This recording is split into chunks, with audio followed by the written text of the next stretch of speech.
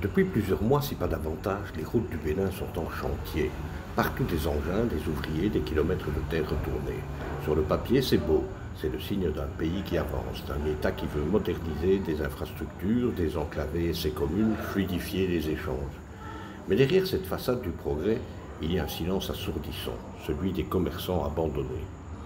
Parce qu'une route en travaux, c'est aussi un commerce inaccessible. Et quand une boutique est inaccessible pendant 7 mois, ce n'est pas juste un petit contretemps, c'est une faillite à petit feu. Ce sont des familles privées de revenus, ce sont des loyers impayés, des crédits qui s'accumulent, des stocks invendus. C'est la vie de milliers de Béninois qui se fissure pendant qu'on refait l'asphalte. Et que fait l'État pour eux? Rien. Pas un mot, pas un franc, pas une exonération, pas un relogement temporaire. On construit le futur en écrasant ceux qui essayent juste de survivre aujourd'hui. Où est la justice dans ce développement? Le progrès ne devrait pas être une sentence, il ne devrait pas punir les plus fragiles au nom d'un avenir radieux. Ce n'est pas du développement, c'est de la négligence. Un mépris pour celles et ceux qui, chaque jour, participent à faire tourner l'économie locale à coups de petits commerces, de marchés animés, de services de proximité.